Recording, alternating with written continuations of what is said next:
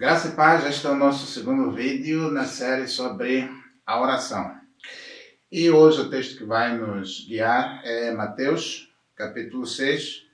Vamos ler de 9 a 15, que nos dizem assim: Portanto, vós orareis assim: Pai nosso que estás nos céus, santificado seja o teu nome.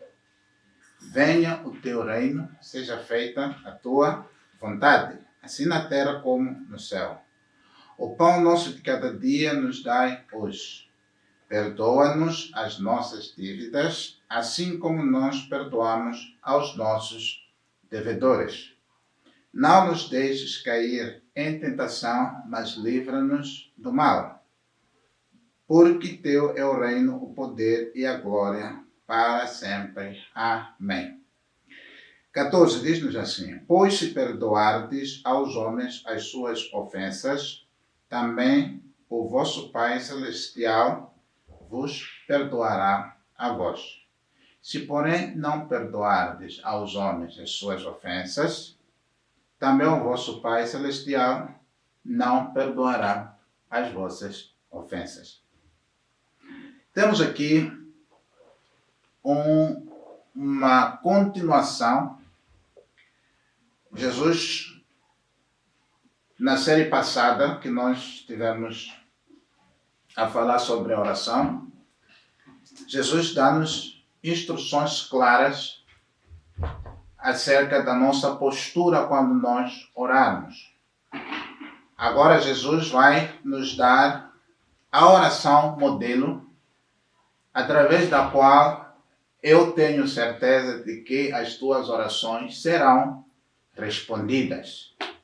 Porque a Bíblia mostra-nos que existe um perigo de nós comparecermos diante de Deus e não termos as nossas orações respondidas, porque nós não estamos a orar segundo a vontade de Deus. Então Jesus deu-nos aqui um modelo pelo qual as nossas orações serão atendidas. É verdade que tem muitas pessoas que pegam este modelo e têm este modelo como uma oração. Mas aqui nós temos uma estrutura da oração recomendada por Deus através da pessoa de Jesus. Jesus começa dizendo, portanto, vós orareis assim. Primeiro ele nos apresenta o Pai. Pai nosso que estás nos céus. Apresenta-nos também uma realidade dimensional de onde o Pai está. É verdade que Deus, na sua essência, é um Deus onipresente. Está em todo o sítio. Está em todo o lugar. É por isso que um dos atributos de Deus é a sua onipresença. Deus está em todo o lugar. Mas Jesus aponta aqui o Pai que está onde que está nos céus. A grande questão é onde é que ficam os céus. É verdade que Deus é Espírito e Ele habita numa dimensão espiritual. E o céu também está numa dimensão espiritual. É um lugar real, assim como o mundo espiritual é real. E a nossa oração deve ser direcionada ao Pai. A nossa oração deve ser direcionada ao Pai. Esta é a recomendação de Jesus. É por isso que, quando nós pegamos a Bíblia, nós entendemos um princípio que é claro no Novo Testamento. Devemos orar ao Pai em nome de Jesus, através do Espírito Santo. O Espírito Santo é quem deve nos levar ao Pai em nome de Jesus. Aqui Jesus começa dizendo, Pai nosso que estás no céu, santificado seja o teu nome. A questão da santificação do nome do Senhor é muito importante. Porque nós não vamos comparecer diante de Deus de qualquer maneira. Não vamos aparecer diante de Deus desconectados. Fazer aquelas orações protocolares, porque dizem que temos que orar, então eu vou orar. A Bíblia não nos dá essa direção. A direção é que Deus deve ser santificado. O Pai deve ser santificado. Isto significa que não devemos entrar na presença de Deus de qualquer maneira. Quando nós olhamos o tabernáculo e olhamos o lugar onde a presença de Deus se manifestava, que era o lugar santíssimo, este lugar que hoje temos acesso através da oração, porque quando Jesus morre, a Bíblia diz que o véu do templo rasga-se de alto a baixo. Existia uma cortina que separava o homem da presença de Deus, do lugar onde se manifestava a presença de Deus. E esta cortina, quem podia atravessar para o outro lado era o sumo sacerdote. E o sumo sacerdote não devia entrar lá de qualquer maneira. Tinha uma série de requisitos que estão no livro de Levítico que o sumo sacerdote devia observar. Se este não observasse esses requisitos, automaticamente este sumo sacerdote era morto. Ok? Se ele não observasse os requisitos, ele podia ser fulminado na presença de Deus. Mas veio Jesus, que morreu na cruz, e na sua morte, ele tirou este véu que separava a humanidade de Deus. É por isso que hoje nós podemos comparecer diante de Deus, porém, não de qualquer maneira, porque Deus é santo.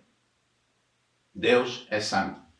Então devemos santificar o nome do Senhor. Não ir à oração como se você estivesse a ir a qualquer lugar. É um momento sagrado, é um momento separado, é um momento dedicado que nós devemos usar para podermos se comunicar com Deus. Então não chegue lá de qualquer maneira. É preciso ter temor. A Bíblia diz que o temor a Deus é o princípio da sabedoria.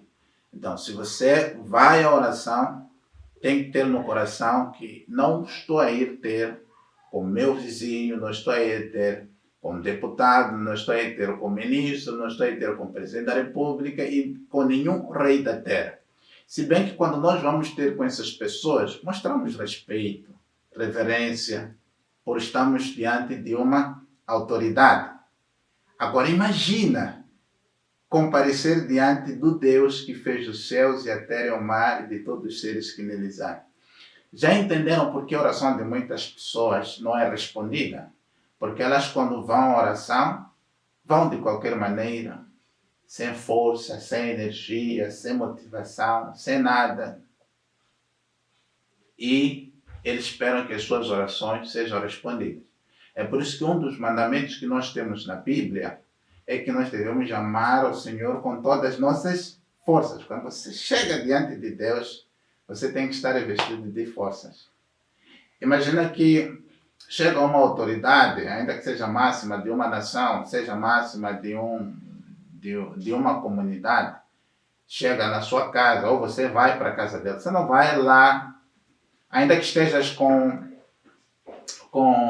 sono, cansado, mas o fato de você estar diante da autoridade, esta consciência, esta ciência que vai dar adrenalina ao seu corpo, que vai reviver, vai dar força de se posicionar da melhor forma diante de Deus. É por isso que devemos buscar a Deus em momentos que nós temos capacidade de entregar completamente, com todas as nossas forças, com todo o nosso entendimento.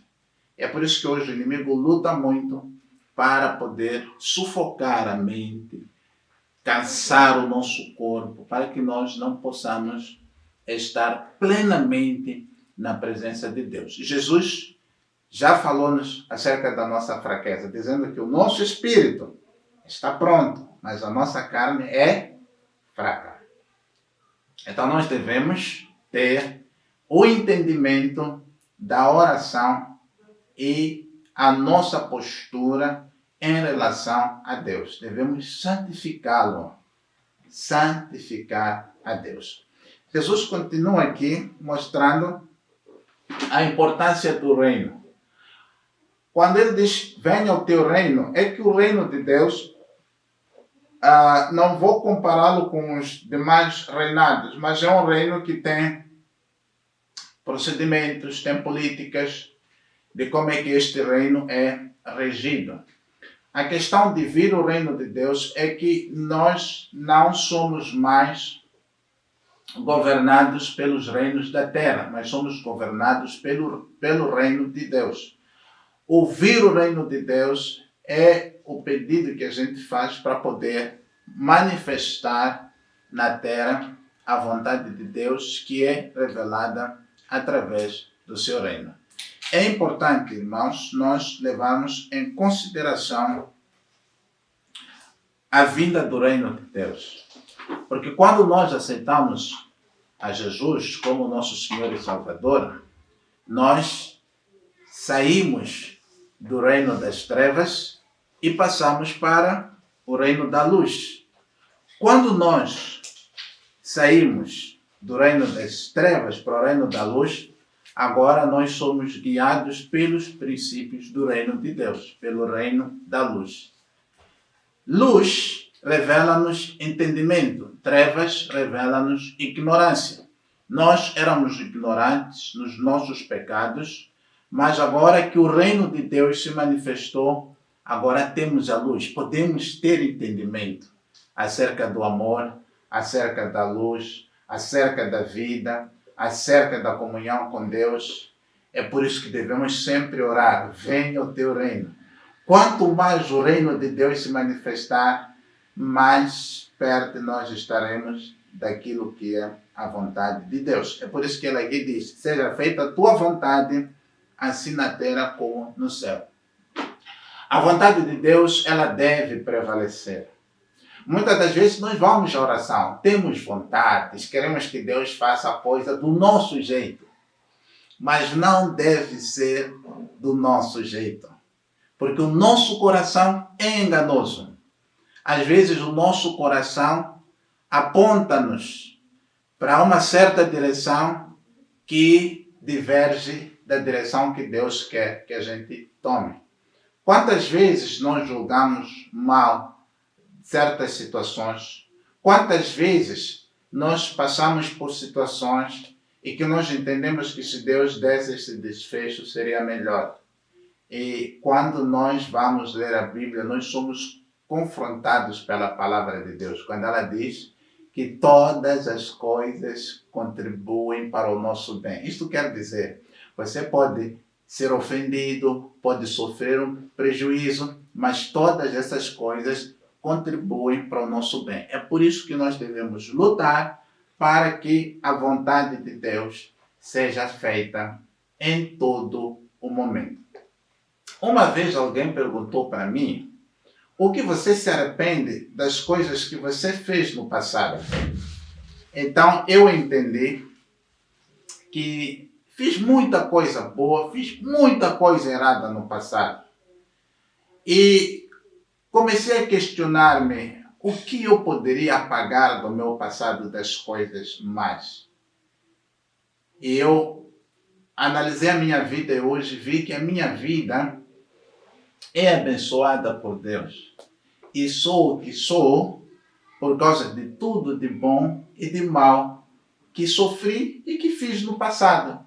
Tudo isso contribuiu para um aprendizado que hoje tem contribuído para aconselhamento de pessoas, tomada de decisões, uma série de coisas na vida, por onde nós chegamos à conclusão de que a vontade de Deus é boa, é perfeita e é agradável.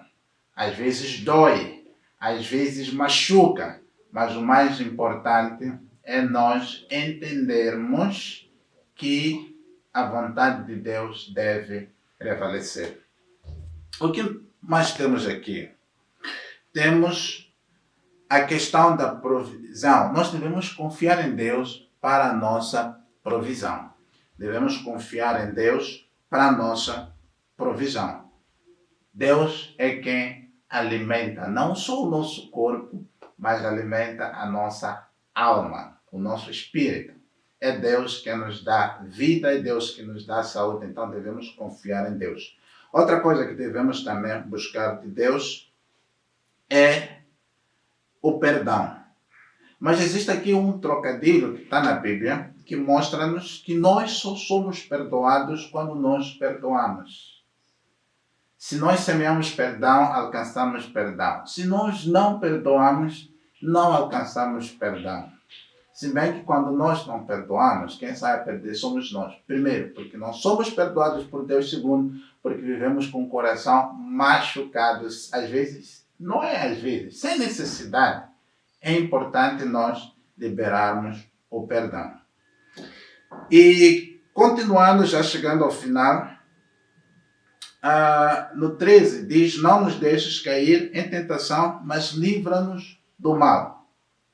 Somos tentados todos os dias. Somos tentados todos os dias. Mas é importante nós confiarmos em Deus para que nos livre no momento da tentação. E Deus é quem pode nos livrar do mal. Por quê? Porque tudo contribui para o reino, para o poder e para a glória de Deus para sempre. E assim termina a oração. Usemos este modelo de oração. Pega toda a situação que você está passando na vida, encaixa neste modelo e você vai poder ter as suas orações respondidas por Deus. E não perca a próxima série, porque vamos falar acerca da tentação e como é que nós vamos vencer a tentação. E o texto vai se basear exatamente no versículo 13, no versículo 13 do livro de São Mateus. Então, vamos orar? Vamos buscar a Deus agora com entendimento e com clareza, usando este modelo que Cristo deixou para nós. Então, esperamos por ti na oração, assim como Deus espera que tu feches a porta e ores a Deus, seu Pai que vê no oculto, e publicamente Ele te recompensará. Deus abençoe. Até o nosso próximo estudo bíblico da Palavra de Deus. Até a nossa próxima série sobre a oração.